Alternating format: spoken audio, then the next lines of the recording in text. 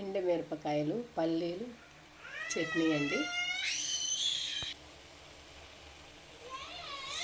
Next టమాటా చింతపండు ఉడక పెడుతున్నాను. ఒక్క బొట్టు కూడా నూనె లేకుండా చట్నీ చేస్తున్నానండి. ఒకసారి ఎండుమిరపకాయలు, కొంచెం జీలకర్ర, ధనియాలు వేసి వేయించాను నూనె లేకుండా.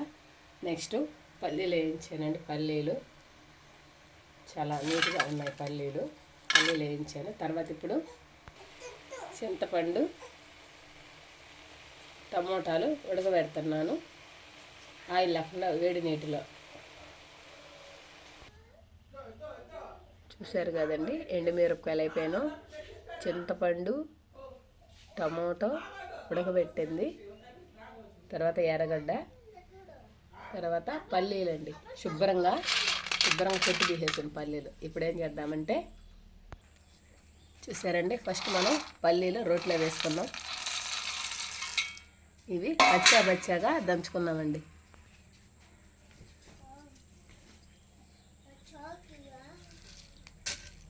ఇట్లా దంచుకున్నాము. పచ్చాగా దంచాలండి. రోట్లో వేసింది చాలా రుచిగా ఉంటుంది పచ్చడి.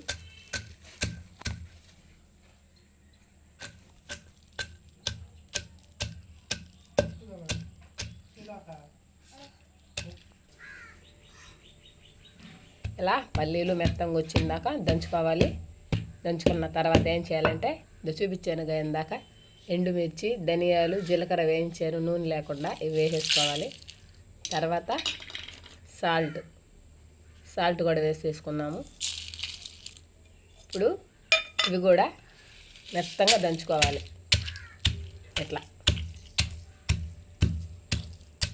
పచ్చాగా దంచుకోవాలండి.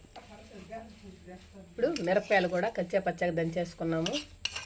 ఇప్పుడు ఏం చేయాలంటే, టమాటో చింతపండు ఉడకబెట్టానండి. దీన్ని లాస్ట్ సారి వేసేసుకొని దంచుకుందాం.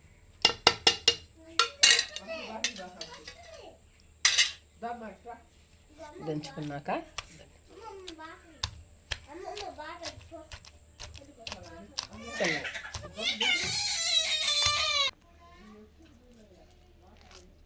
ఇప్పుడు ఇలా దంచుకున్నాక మెదిగింది, మెత్తగా కాదు, పచ్చగా దంచుకుంటాం, టేస్ట్గా ఉంటుంది.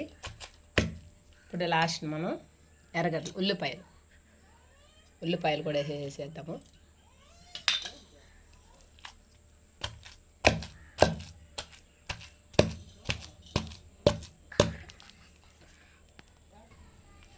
మంచి వాసన వస్తుంది. ఇలా దంచుతూ ఉంటే సూపర్గా ఉంది పచ్చడి.